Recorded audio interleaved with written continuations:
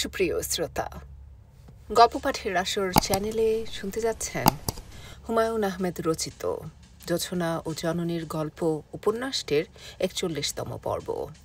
আমি ওয়ারা করিম, সাথে থাকুন। নদীর নাম ধলেশ্বরী। তারিখ ১২ই আগস্ট। ৭টা জাহাজের বিশাল বহর এগুচ্ছে। তাদের গন্তব্য ফুলছড়ি ঘাট। জাহাজ বোঝাই অস্ত্রশস্ত্র, গোলা বারুদ এবং রসদ। ফুলছড়ি ঘাটে মাল খালাস হবে। সেখান থেকে যাবে রংপুর এবং সৈয়দপুর, পাকিস্তান সেনাবাহিনীর ক্যান্টনমেন্টে। জাহাজ বহরের দায়িত্বে আছেন ক্যাপ্টেন আমানুল্লাহ, সহকারী কমান্ডার লেফটেন্যান্ট আতাউল্লাহ। জাহাজগুলি মালামাল বহন করছে, কাজেই নৌবাহিনীর সঙ্গে সম্পর্কিত না। স্থলবাহিনীর বেশ বড় দল জাহাজে আছে। তারাই নির্বিঘ্নে জাহাজগুলি গন্তব্যে পৌঁছে দেবে। জাহাজের সারেংরা সবাই বাঙালি, নদী ভালো চেনে। তারা নদীর গভীরতা দেখে দেখে এগুচ্ছে। ক্যাপ্টেন আমানুল্লাহ আছেন SU ইঞ্জিনিয়ার্স LC-3 জাহাজে। তার সঙ্গে আছেন লেফটেন্যান্ট আতাউল্লাহ। বিশাল আকৃতির এই জাহাজের পাশাপাশি রয়েছে ত্রিপল ঢাকা ট্যাঙ্কার ST রাজন। এখানে আছেন সুবেদার রহিম খান। ক্যাপ্টেন আমানুল্লাহ জাহাজের ডেকে রেলিং ধরে দাঁড়িয়ে আছেন। তার কাছে এই প্রথম মনে হচ্ছে তিনি ছুটি কাটাতে এসেছেন। আনন্দময় নৌভ্রমণ হচ্ছে।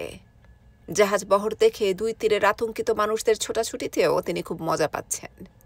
বাঙালি অতিরিক্ত মাছ খাওয়ার কারণে ভীরু স্বভাবের হয় বলে তিনি জানেন। আজ তার প্রমাণ দেখছেন। বাড়িঘর ছেড়ে লোকজন পালাচ্ছে। মাছ মারতে আসা জেলেরা নৌকা এবং জাল ফেলে ঝাঁপ দিয়ে পড়ছে পানিতে। ক্যাপ্টেন আমানুল্লাহ তাদের দোষ দিতে পারছেন না। ৭টা জাহাজের বহর দেখে যে কেউ ভয় পাবে। ভীতু বাঙালির ছোটাছুটি দেখতে ভালো লাগে। জাহাজ এগুচ্ছে ধীর গতিতে। নদী সব জায়গায় সমান গভীর না, জায়গায় জায়গায় চর জেগেছে। নদীর গভীরতা দেখে দেখে এগুতে হচ্ছে সাবধানে। জাহাজের গতি আরেকটু বেশি হলে ভালো হতো। লেফটেন্যান্ট আতাউল্লাহ ডেকে উঠে এলেন। তার হাতে ক্যামেরা। তার উদ্দেশ্য নিজের কিছু ছবি তুলবেন, দেশে পাঠাবেন। ছবি এমনভাবে তোলা হবে যেন জাহাজ বহরের অনেকটাই ছবিতে থাকে। তার বৃদ্ধা মা ছেলের ছবি খুব আগ্রহ করে দেখেন। ক্যাপ্টেন আমানুল্লাহ হাসি মুখে বললেন, হ্যালো মিস্টার ফটোগ্রাফার, তুমি যে হারে ছবি তুলো তোমার ক্যামেরায় ফিল্ম অবশিষ্ট থাকার কথা না। যদি থাকে আমার একটা ছবি তুলে দাও। লেফটেন্যান্ট আতাউল্লাহ বললেন, অবশ্যই স্যার। ছবিটা এমনভাবে তুলবে যেন আমাকে দেখে মনে হয় আমি ক্রিস্টোফার কলম্বাস। অবশ্যই স্যার। এখানে ছবি না তুলে চলুন ছাদে যাই। ছাদে ছবি ভালো আসবে। জাহাজ বহরের অনেকখানি পাওয়া যাবে। চলো যাই। ক্যাপ্টেন আমানুল্লাহ ছাদে ওঠার সিঁড়িতে পা রেখেছেন। তখনই মর্টারের গোলা এসে জাহাজে পড়ল। ব্যাপার কি বুঝে ওঠার আগেই বৃষ্টির মতো মেশিন গানের গুলি এসে পড়তে লাগল। তিনি বিস্মিত হয়ে বললেন, হোয়াটস হ্যাপেনিং? বিশাল এই জাহাজ বহর আক্রমণ করার স্পর্ধা কে দেখাচ্ছে? লেফটেন্যান্ট আতাউল্লাহ বলল, স্যার, আমরা কাদের সিদ্দিকের এলাকার ভেতর দিয়ে যাচ্ছি। আমাদের আক্রমণ করেছে কাদের সিদ্দিকের বাহিনী। সে ছাড়া এই কাজ আর কেউ করবে না। ততক্ষণে নারকীয় কাণ্ড শুরু হয়েছে। পেছনের জাহাজগুলি উল্টো দিকে চলতে শুরু করেছে। তার জাহাজটি এবং ST রাজন ছাড়া সামনের জাহাজগুলি দেখা যাচ্ছে না। ST রাজনে যেভাবে মর্টারের গোলা এসে পড়ছে যে কোনো মুহূর্তে এতে আগুন ধরে যেতে পারে। এই ট্যাঙ্কারটিতে ডিজেলই আছে ১,৮০,০০০ গ্যালন। জাহাজের কন্ট্রোল রুম থেকে ওয়্যারলেসে হেডকোয়ার্টার্সের সঙ্গে যোগাযোগ করা হলো। আমরা আক্রান্ত হয়েছি। বৃষ্টির মতো মর্টারের গোলা এসে পড়ছে। লেফটেন্যান্ট আতাউল্লাহ নিহত, সুবেদার রহিম খান নিহত। কি বলছো এসব? মেডে! জাহাজ নিয়ে পিছিয়ে আসো। কোনো ক্রমেই যেন জাহাজ কাদের সিদ্দিকের হাতে না পড়ে। জাহাজ বোঝাই অস্ত্রশস্ত্র। আমরা চড়াই আটকা পড়েছি। সেনাবাহিনীর প্রায় সবাই নিহত। বিমান বাহিনীর সাহায্য লাগবে, অবিলম্বে বিমান বাহিনীর সাহায্য লাগবে। বিমান বাহিনীর সাহায্য যাচ্ছে। জাহাজের অস্ত্র যেন তাদের হাতে না পড়ে।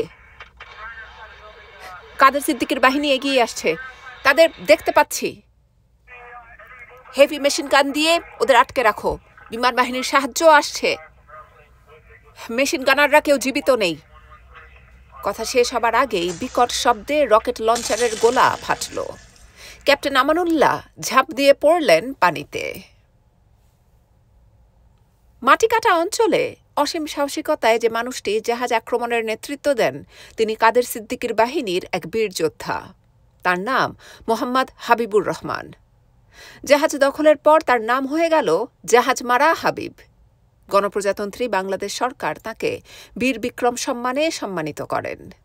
কাদের সিদ্দিকীর বাহিনীতে যোগদানের আগে তিনি ছিলেন পাকিস্তান সেনাবাহিনীর ২য় ইস্ট বেঙ্গল রেজিমেন্টের হাবিলদার। বরিশালের বানিয়াপাড়ার একটি বড় দোতলা লঞ্চের দোতলায় পাকিস্তান সেনাবাহিনীর ক্যাপ্টেন জানে রসুল শুকনা মুখে বসে আছেন। লঞ্চে ৩০ জন সৈনিক, ৫ জন পশ্চিম পাকিস্তানি পুলিশ এবং কিছু রাজাকারকে উঠানো হয়েছে। জানে রসুলকে একটি বিশেষ উদ্দেশ্যে পাঠানো হচ্ছে, হেমায়েত বাহিনীকে শেষ করে দেয়া। হেমায়েত বাহিনী বর্তমানে কোথায় আছে, কিভাবে আছে সেই তথ্য নিয়ে একজন ইনফরমার এসেছে। ইনফরমারের নাম কয়েস আলী। তার বয়স ৪০-এর নিচে, থুতনিতে ছাগলা দাড়ি, মাথায় বেতের গোল টুপি। তিনি চোখে সুরমা দিয়েছিলেন। এক চোখের সুরমা কি কারণে জানি লেপ্টে গিয়েছে। এখন তাকে দেখে মনে হচ্ছে মারামারি করে তিনি চোখে কালশিটা ফেলেছেন। ক্যাপ্টেন জানে রসুল এই ইনফরমারের উপর খুবই বিরক্ত হচ্ছেন।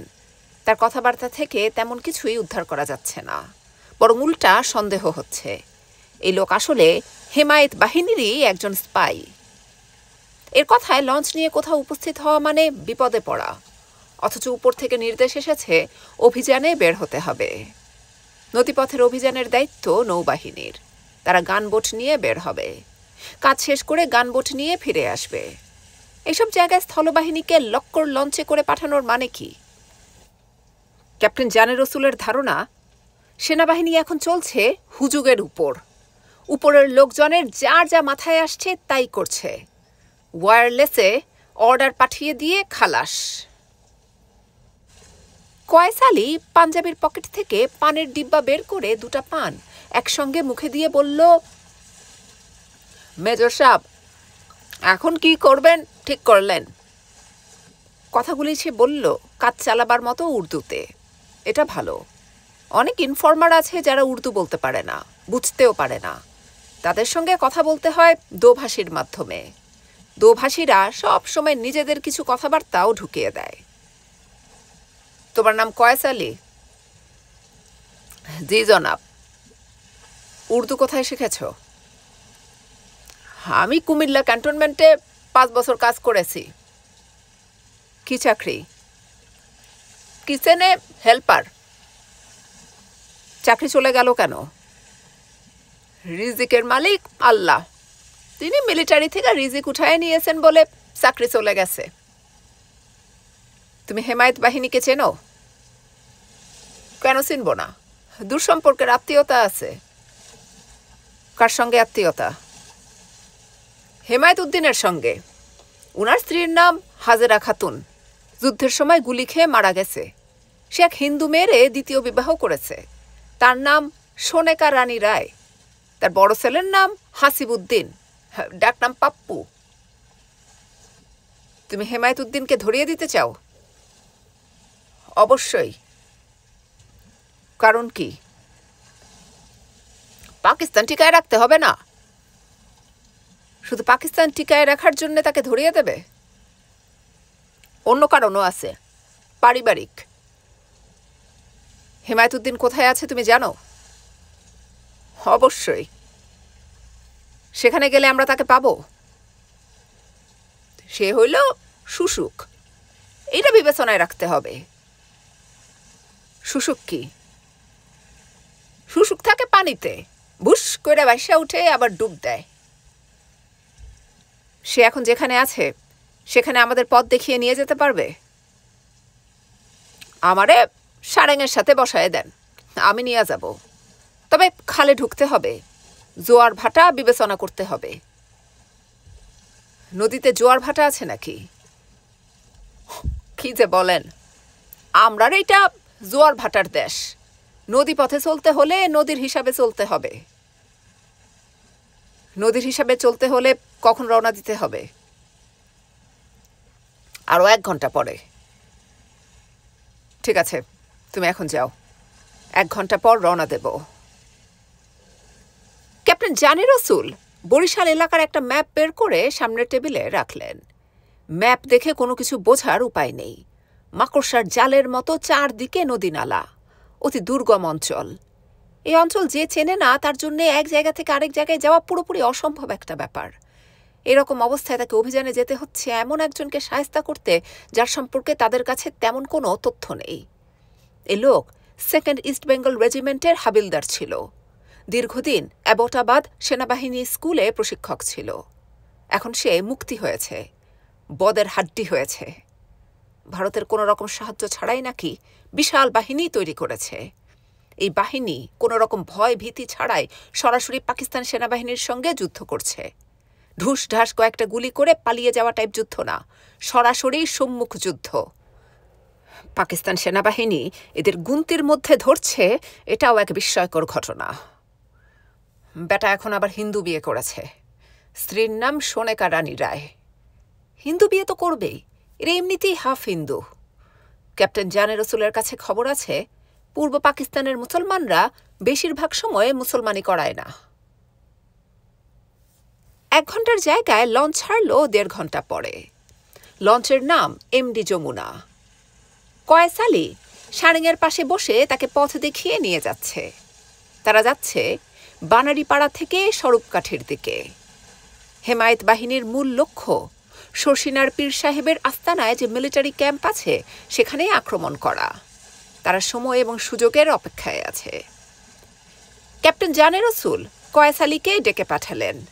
তথ্যগুলি ভালো মতো আবারও যাচাই করে নেওয়া দরকার। হেমায়েত বাহিনী যেখানে লুকিয়ে আছে সে জায়গাটা তুমি চেনো? অবশ্যই, বিরাট পেয়ারা বাগান, জংলার মতো সেইখানে আছে। হেমায়েতুদ্দিন নিজেও কি দলের সঙ্গে আছে? উনি নিজে সব অপারেশনে থাকেন, তার স্ত্রীও থাকেন। স্ত্রী হিন্দু, নাম সোনেকা রানী, রায়বংশ। তার স্ত্রী যে হিন্দু এটা একবার বলেছ, নতুন কিছু থাকলে বলো।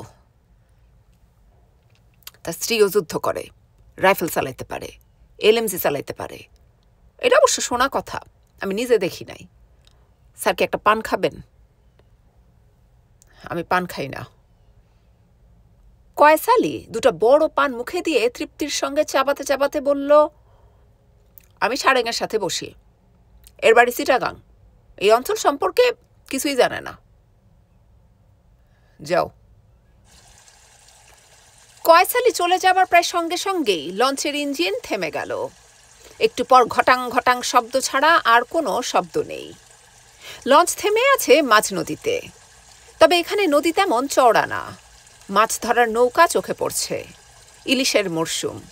জেলেরা প্রাণের ভয় তুচ্ছ করে মাছ মারতে বের হয়। শুধু গানবোটের বিশেষ শব্দ কানে এলে নৌকা নিয়ে দ্রুত কোনো খালে ঢুকে পড়ে। এমভি যমুনাকে দেখে তারা সাধারণ লঞ্চই মনে করছে। লঞ্চ সাজানো হয়েছে সেইভাবেই। সৈন্যরা লুকিয়ে আছে একতলায়। তাদেরকে বলা হয়েছে কেউ যেন জানালা দিয়ে মুখ বের না করে, কেউ যেন তাদের দেখতে না পারে। একতলা দোতলা দুটাই মাল বোঝাই, নারিকেল, পেয়ারা, কাউফল। আলাদা করে মাল বোঝাই করতে হয়নি। মিলিটারিরা মাল বোঝাই এই লঞ্চ রিক্রুট করেছে। ক্যাপ্টেন জানে রসুল খবর নিয়ে জানলেন লঞ্চের ইঞ্জিনে কি না কি সমস্যা হয়েছে। কিছুক্ষণের মধ্যেই ইঞ্জিন ঠিক হবে। 1 ঘন্টা পরে জানানো হলো ইঞ্জিন ঠিক করা যাচ্ছে না, তবে খুব কাছেই এক লঞ্চ মেকানিকের বাড়ি। ক্যাপ্টেন সাহেব অনুমতি দিলে সারেং সেই লঞ্চ মেকানিককে নিয়ে আসতে পারবে। মেকানিককে বাড়িতে না পাওয়া গেলেও অসুবিধা নেই। তার বাড়ি থেকে কয়েকটা রেঞ্চ নিয়ে আসলে সে নিজেই ঠিক করতে পারবে। জানে রসুল অত্যন্ত বিরক্ত হয়ে বললেন, কতক্ষণ লাগবে? সারেং জানালো, যেতে আসতে যতক্ষণ লাগে, ঊর্ধ্বে 1 ঘন্টা। ক্যাপ্টেন অনুমতি দিলেন। অনুমতি না দিয়ে তার উপায়ও ছিল না। দ্বিতীয় কোনো বিকল্প তার হাতে নেই। অন্য কোনো লঞ্চ নিয়ে তিনি যে ফিরে যাবেন সেই উপায়ও নেই। নদীপথে এখন লঞ্চ চলাচল করে না বললেই হয়। তার সঙ্গে ওয়্যারলেস সেট নেই, কারো সঙ্গে যোগাযোগ করে সাহায্য চাওয়ার উপায় নেই। 1 ঘন্টার মধ্যে সারেঙের ফেরার কথা। 2 ঘন্টার কাছাকাছি হয়ে গেল, সারেঙের খোঁজ নেই। বেলা হয়েছে, 5টার উপর বাজে। দিনের আলো কমে এসেছে, আকাশে মেঘ জমতে শুরু করেছে। ক্যাপ্টেন জানে রসুল কয়েস আলীকে ডেকে পাঠালেন। কয়েস আলী বিনীত মুখে সামনে এসে দাঁড়ালো।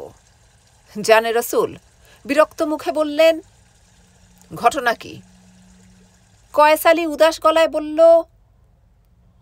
ঘটনা ভালো না। ঘটনা ভালো না মানে কি? সারেং লঞ্চ ফালায় তার হেল্পার নিয়ে পালায়ে গেছে বলে মনে হয়। এরকম হবার কারণ কি? হাবে ভাবে বুঝলাম, 2 আর 2 মিল করে সার বের করলাম। সহজ হিসাব, জটিল হিসাব তো না। জটিল হিসাব না? যে না, আপনাকে আগেই বলেছি, সারেঙের বাড়ি চিটাগাং। এই অঞ্চলের কিছুই সে চিনে না। সে কিভাবে মেকানিক ধরে আনবে? এটা আমাকে আগে বলনি কেন? একবার ভাবলাম বলি, পরে ভাবলাম মানুষের এত সন্দেহ করা ঠিক না। সে লঞ্চ নিয়ে এই অঞ্চলেই ঘোরাফেরা করে, মেকানিকের বাড়ি চিনতেও পারে। সারেং যদি সত্যি সত্যি পালিয়ে গিয়ে থাকে, তাহলে আমাদের এখন করণীয় কি? জনাব, এই বিষয়ে আমি গভীর চিন্তায় আছি। একটা সিদ্ধান্ত নিয়েছি, অনুমতি দিলে বলি। বলো। আমার মন বলতেছে লঞ্চের ইঞ্জিন ঠিক আছে, বেটা ইচ্ছা কইরা লঞ্চ চড়ায় উঠাই দিয়েছে। লঞ্চ কি চড়ায় বেঁধে আছে? জি, শিকারপুরে ছোট লঞ্চ আছে। আপনি যদি আমার সঙ্গে কোনো লোক দেন, আমি নৌকা যোগে শিকারপুর যাব, সেখান থেকে লঞ্চ নিয়ে ফিরব। জায়গাটা ভালো না, রাতে এখানে লঞ্চে আটকা পড়লে বিপদ আছে। হেমায়েত বাহিনী শক্ত জিনিস। তুমি শিকারপুর থেকে লঞ্চ নিয়ে আসতে চাও? শিকারপুরের 2-1 লঞ্চ মালিকের সঙ্গে আমার পরিচয় আছে, তবে আপনি যদি অন্য কাউকে পাঠাইতে চান পাঠাইতে পারেন। আমার একটাই কথা, সন্ধ্যার পরে এই অঞ্চলে থাকা অতি বিপজ্জনক। আমি সারেঙের ঘরে আছি, কোনো সিদ্ধান্ত হইলে আমাকে জানাবেন। আসরের নামাজ পড়ব। আমি সব নামাজ কাজা পড়তে রাজি আছি, আসরের নামাজ কাজা পড়তে পারি না। ক্যাপ্টেন সাহেব কি জানেন রোজ কেয়ামত হবে আসরের ওয়াক্তে? ক্যাপ্টেন জানে রসুল জবাব দিলেন না, সরু চোখে মানুষটার দিকে তাকিয়ে রইলেন। তার এখন সন্দেহ হচ্ছে, লঞ্চ মাঝ নদীতে এনে চড়ায় আটকে ফেলার পেছনে এই লোকটার ভূমিকা আছে, বেশ বড় ভূমিকা। এই লোক কাজ করছে তার পরিকল্পনা মতো। সারেঙের সঙ্গে পরামর্শ করে লঞ্চ আটকানোর ব্যবস্থা করেছে। নদীর দুপাশে ঘন নারিকেল বন। নারিকেল বনের কাভার নিয়ে হেমায়েত বাহিনী সহজ যুদ্ধ করবে। তিনি লঞ্চ নিয়ে খোলা জায়গায় আছেন, তার কোনো কাভার নেই। তোমার নাম কয়েস আলী? জি স্যার। বিয়ে করেছ? জি স্যার। ছেলে মেয়ে আছে? 2 ছেলে 1 মেয়ে। ছেলে 2জনকেই মাদ্রাসায় ভর্তি করাই দিয়েছি, হাফেজিয়া মাদ্রাসা। তারা কোরআন মজিদ মুখস্থ করতেছে। ছোট ছেলের 5 পারা মুখস্থ হয়েছে, বড়টার 1 পারা। বড়টার মাথার তেজ কম। আমার ধারণা তুমি হেমায়েত বাহিনীরই একজন, ইচ্ছা করে আমাদের এখানে এনে ফেলেছ। আপনি যা চিন্তা করতেছেন সেটা ঠিক না। আমি তোমার সঙ্গে কোনো তর্ক বিতর্কে যাব না। আমি তোমাকে এখন লঞ্চের ছাদে নিয়ে তুলব, সেখান থেকে গুলি করে ডেড বডি নদীতে ফেলে দেব। আপনি আপনার বিবেচনা মতো কাজ করবেন, তবে হায়াত মৌতের মালিক আল্লাহ পাক। আমার মৃত্যু যেমন হতে পারে, আপনাদের সবার মৃত্যুও এখানে হতে পারে। একটা লঞ্চ এখানে আটকা পড়ে আছে, আর হেমায়েত বাহিনী এই খবর জানবে না তা কি করে হয়? যে সারেং পালায়ে গেছে, খবর তার মাধ্যমেই চলে গেছে। তুমি ছাদে চলো। কয়েস আলী বলল, জি আচ্ছা। মৃত্যুর আগে একটা পান খাবার সুযোগ দিয়েন জনাব। জর্দা দিয়া ভালো মতো একটা পান খাইয়া নেই। ক্যাপ্টেন জানে রসুল নিজে রিভলভার দিয়ে খুব কাছ থেকে কয়েস আলীর মাথায় গুলি করলেন। গুলি করার আগ মুহূর্তে কয়েস আলী পানের পিক ফেলতে ফেলতে বলল, আপনাদের আজরাইল আসতেছে, বেশি দেরি কিন্তু নাই। সন্ধ্যার পরপরই হেমায়েত বাহিনী দক্ষিণ দিক থেকে লঞ্চ আক্রমণ করল। তখনও কয়েস আলীর মৃতদেহ লঞ্চের আশেপাশেই আছে। জোয়ারের টান শুরু হয়নি বলে মৃতদেহ ভেসে যায়নি। অসীম সাহসিকতাপূর্ণ কর্মকাণ্ডের জন্যে মোহাম্মদ হেমায়েত উদ্দিনকে বাংলাদেশ সরকার বীর বিক্রম সম্মানে সম্মানিত করেন। কয়েস আলী সম্মান স্বীকৃতি কোনোটাই পাননি। সমগ্র দেশের পক্ষ থেকে আমি লেখার মাধ্যমে তার প্রতি সম্মান জানালাম। কয়েস আলী নামটি ঠিক না, আসল নাম আমি ভুলে গেছি। কোনো পাঠক মূল নামটি জানালে পরবর্তী সংস্করণে ঠিক করে দেব। আরেকটি তথ্য যোগ করার লোভ সামলাতে পারছি না।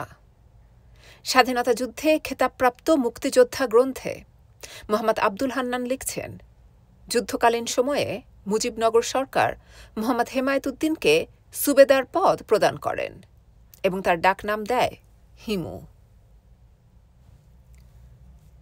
তোমার নাম কি?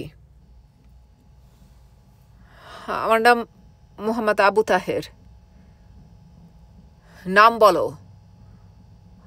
আমার নাম মোহাম্মদ আবু তাহের। क्या नाम?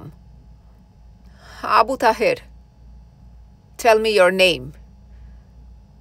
Sir, my name is Abu Tahir. তোমার নাম কি? আমার নাম মোহাম্মদ আবু তাহের। क्या नाम? Abu Tahir. Tell me your name. Sir, my name is Abu Tahir. Mohammad Abu Taher সম্পূর্ণ নগ্ন অবস্থায় একটা কাঠের চেয়ারে বসে আছে। তার মুখের উপর 200 পাওয়ারের বাতি জ্বলছে। চোখ বন্ধ করেও তীব্র আলোর হাত থেকে সে বাঁচতে পারছে না। কঠিন এই আলো চোখের পাতা ভেদ করে মাথার ভেতরে ঢুকে যাচ্ছে। মস্তিষ্কের গভীর কোনো এক জায়গায় পিন ফুটানোর মতো যন্ত্রণা হচ্ছে। এই যন্ত্রণার কোনো সীমা পরিসীমা নেই।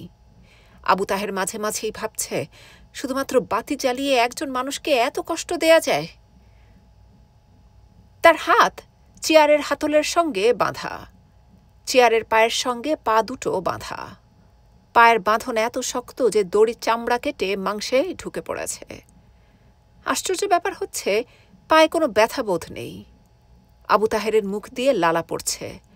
লালা পড়া শুরু হয়েছে কিছুক্ষণ আগে। তার সামনে মিলিটারি গোয়েন্দা বিভাগের 2 জন বসে আছে। দুজনের চেহারাটা তার কাছে একরকম মনে হচ্ছে। গোলাকার ফর্সা মুখ, নাকের নিচে হালকা গোঁফ। আবু তাহেরের পেছনে একজন দাঁড়িয়ে আছে। সেই একজন মাঝে মধ্যে তার সামনে আসছে। সে একজনের চেহারাও অন্য 2 জনের মতো, তবে সে রোগা। তার মুখে বসন্তের দাগ। এরা কি যমজ ভাই? একসঙ্গে 3 জনের জন্ম কি হতে পারে? তোমার নাম কি? আমার নাম মোহাম্মদ আবু তাহের। নাম বলো। আবু তাহের। क्या नाम? Mohammad Abu Taher. Tell me your name. Sir, my name is Abu Taher. তোমার নাম কি? আমার নাম মোহাম্মদ আবু তাহের। তারা একই প্রশ্ন করে যাচ্ছে। কতদিন ধরে করছে? 1 দিন, 2 দিন, নাকি কয়েক বছর হয়ে গেল? তারা কি এক প্রশ্নই করা যাবে? একই প্রশ্ন বারবার করার পেছনের অর্থ কি? আবু তাহের কিছুক্ষণ আগে চেয়ারে প্রস্রাব করেছে। সেই প্রস্রাব গড়িয়ে গেছে সামনে বসে থাকা 2 জনের দিকে। তারা তাকিয়ে দেখেছে, কিন্তু এই বিষয়ে কিছুই বলেনি। তারা কিছুক্ষণ পরপর সিগারেট ধরাচ্ছে। সেই সিগারেটের ধোঁয়ার গন্ধ ভয়াবহ। নাড়ি পাক দিয়ে বমি আসছে। মোহাম্মদ আবু তাহের। জি স্যার। ঢাকা শহরে যেসব মুক্তিবাহিনীর গেরিলারা কাজ করছে, তাদের কাউকে তুমি চেনো? জি না স্যার। কিন্তু তুমি তো মতিঝিলে হাটখোলা শাখার হাবিব ব্যাংক লুটের সঙ্গে জড়িত ছিলে। তোমার সঙ্গে আর কে কে ছিল? স্যার, আমি হাবিব ব্যাংক লুটের সঙ্গে জড়িত ছিলাম না। তুমি কি করো? আমি ঢাকা বিশ্ববিদ্যালয়ে পড়ি, ফিজিক্সে MSc, thesis group. Tikatuli oil tanker হাইজ্যাকে তুমি ছিলে না? জি না স্যার। এখন আমরা তোমার ডান হাতের 5টা আঙুলে পিন ঢুকিয়ে দেব। তুমি যদি অপরাধ স্বীকার করো তবেই তা বন্ধ করা হবে। স্যার, মুক্তিবাহিনীর কোনো কিছুর সঙ্গেই আমি জড়িত না। তোমরা 3 ভাই, বাকি 2জন কোথায়? স্যার, বাকি 2জন কোথায় আমি জানি না। আমি যতদূর জানি বাকি 2জন মুক্তিবাহিনীতে যোগ দিয়েছে। ওদের খবর আমি জানি না স্যার। তুমি মুক্তিবাহিনীতে যোগ দাও নাই কেন? আমি পাকিস্তানে বিশ্বাস করি। ইন্ডিয়া আমাদের শত্রু। পাকিস্তান জিন্দাবাদ। কায়েদে আজম জিন্দাবাদ। লিয়াকত আলী খান জিন্দাবাদ। মহাকবি ইকবাল জিন্দাবাদ। গোয়েন্দা বিভাগের 2জন শব্দ করে হেসে উঠল। তাদের একজন হাসতে হাসতে বলল, দাও, ওর আঙুলে পিন ফুটিয়ে দাও। আবু তাহের বিড়বিড় করে বলল, আল্লাহ, আমাকে অজ্ঞান করে দাও। আল্লাহ পাক, আমাকে অজ্ঞান করে দাও। আমাকে অজ্ঞান করে দাও। কি তীব্র ব্যথা, কি ভয়াবহ যন্ত্রণা! চোখের সামনে হঠাৎ করে আগুনের মতো কি যেন ঝলসে ওঠে। পিন ফুটানোর ব্যথাটা হাতের আঙুলে হয় না, অন্য কোথাও যেন হয়। স্যার, পানি খাবো। স্যার, পানি খাবো। তোমার নাম কি? আমার নাম আবু তাহের। স্যার, পানি খাবো। ঢাকা মেডিকেল কলেজের চৌরাস্তার ট্রাফিক স্টপে মন্ত্রী মাওলানা মোহাম্মদ ইসহাকের গাড়িতে গ্রেনেড ছোড়া হয়। যারা এই কাজটা করে, তুমি কি তাদের সঙ্গে ছিলে? স্যার, স্যার, পানি খাবো। প্রশ্নের জবাব দাও, তুমি তাদের সঙ্গে ছিলে? ছিলাম স্যার।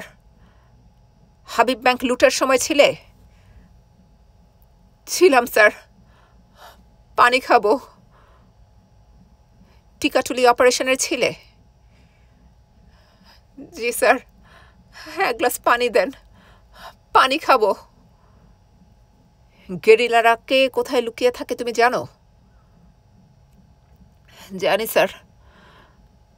ওদের 2জনকে, শুধুমাত্র 2জনকে ধরিয়ে দিতে পারলে আমরা তোমাকে ছেড়ে দেব। ধরিয়ে দেবে? জি স্যার। একটু পানি খাবো। আবু তাহেরকে পানি খেতে দেয়া হলো। চোখের উপরের বাতি নিভিয়ে দেয়া হলো। ঘরে এখনো বাতি জ্বলছে, কিন্তু আবু তাহের কিছুই দেখতে পাচ্ছে না। তার কাছে মনে হচ্ছে ঘর অন্ধকার। কবর কি এরকম অন্ধকার হয়? মোহাম্মদ আবু তাহের? জি স্যার।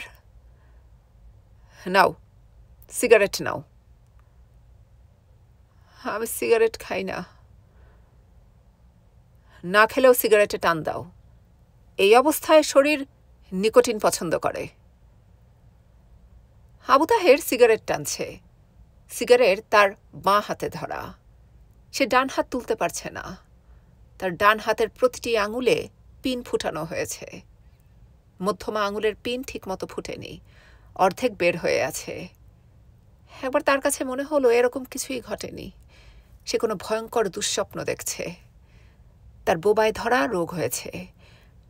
বোবায় ধরার আগে আগে সে এরকম দুঃস্বপ্ন দেখে। ঘুম ভাঙলেই দেখা যাবে সব ঠিক আছে। মোহাম্মদ আবু তাহের? জি। অনেকে শাস্তির হাত থেকে বাঁচার জন্যে সব অপরাধ স্বীকার করে। তাদেরকে যখন বলা হয় মুক্তি যেখানে আছে সেখানে নিয়ে চলো, তখন তারা কোথাও নিয়ে যেতে পারে না, কাউকে ধরিয়েও দিতে পারে না। তারা আমাদের সময় নষ্ট করে। তুমি বলো, আমাদের সময় কি নষ্ট করা উচিত? জি না। কাউকে যদি ধরিয়ে দিতে না পারো, তাহলে আমরা তোমাকে একটা মজার শাস্তি দেব। শাস্তির ইংরেজি নাম ক্যাস্ট্রেশন। তোমার 2টা অন্ডকোষ কেটে ফেলে দেব, খোঁজা বানিয়ে দেব। খোঁজা কি চেনো? চিনি। পূর্ব পাকিস্তানের প্রতিটা পুরুষকে খোঁজা বানিয়ে দিতে পারলে ভালো হতো। একটা নতুন জাতি তৈরি হতো, নপুংসক জাতি। ভালো হতো না? জি স্যার, ভালো হতো। 1 ঘন্টার মধ্যে আমরা তোমাকে নিয়ে বের হব। তুমি বাড়িগুলি চিনিয়ে দেবে। তোমার হাত থেকে আমরা পিন সরাবো না, যেরকম আছে সেরকমই থাকবে। ঠিক আছে? জি স্যার। তোমার একটা আঙুলের পিন দেখছি ঠিকমতো ঢোকানো হয়নি, ঢুকিয়ে দেই? দিন স্যার। আচ্ছা, এখন থাক, আমরা ভ্রমণ শেষ করে কাজটা করব। জি আচ্ছা স্যার। ভ্রমণে যাবার আগে কি কিছু খাবে? 1 পিস কেক, 1 কাপ চা? খাবো স্যার। কাজটা সেরে এসে খাই। প্রথমে কাজ, তারপর খাদ্য, সেটা ভালো না? জি স্যার, ভালো, খুব ভালো।